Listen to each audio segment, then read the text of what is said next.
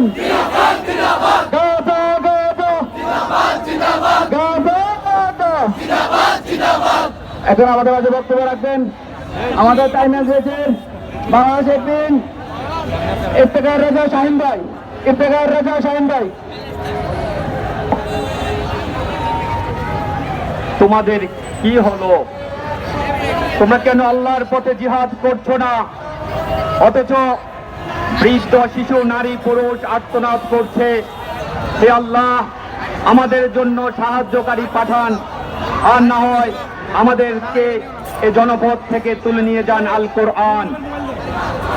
উপস্থিতি আল্লাহ সুবহানাহু ওয়া তাআলা এই চিত্র আমাদের সামনে উপস্থাপন করবেন কোরআনেরই এ ভাষা। এটা আজকে আমরা দুর্ভাগা হই আর সৌভাগ্যবান হই, এই চিত্র আমাদেরকে অবলোকন করতে হলো। পাশাপাশি কোরআনের যে আহ্বান, তোমাদের কি হলো, তোমরা কেন আল্লাহর পথে জিহাদ করছো না, এই আহ্বানেও আমরা সাড়া দিচ্ছি না। আজকে দীর্ঘ দশকের পর দশক ধরে চায়নাবাদীরা যেভাবে আমাদের এই কেবলার প্রথম কেবলাকে নিশ্চিহ্ন করার যে ষড়যন্ত্র, যে নিপীড়ন, সেটা দুনিয়ার কোনো এপিসোডে দেখা যায় না। আমরা কি চিত্র দেখি, একজন ভাই তার ভাইয়ের লাশও পাচ্ছে না, কাদামাটির মতো তার মাংসপিণ্ড কালেকশন করছে।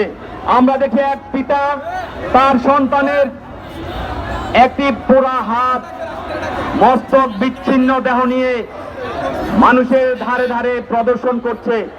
এটা তো মুসলমান, বিজয়ী মুসলমানের চিত্র হওয়ার কথা নয়।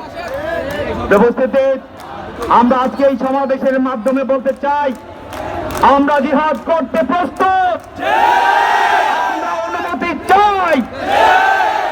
এই শাসক গোষ্ঠী, এদেশের যে শাসক শ্রেণী আছেন, বিশ্ব মুসলিম নেতারা আছেন, আপনারা ব্যবস্থা করুন, আমরা জিহাদে যেতে প্রস্তুত। মুসলমানেরা জীবন দিতে ভয় পায় না। আমরা ইমানের সংজ্ঞা জানি, যার মধ্যে নিজের জীবন বিলীন করার শহীদি তামান্না নাই, তার ইমান পরিপূর্ণ নয়। আমরা পরিপূর্ণ ইমানদার হিসেবে দুনিয়া থেকে বিদায় নিতে চাই, কারণ আমাদের সামনে ফিলিস্তিনিরা যে উপমা প্রদর্শন করেছে, এরপরে আমরা ভীরু মুসলমান হিসাবে দুনিয়ায় বাঁচতে চাই না। আমরা তাদের পদাঙ্ক অনুসরণ করে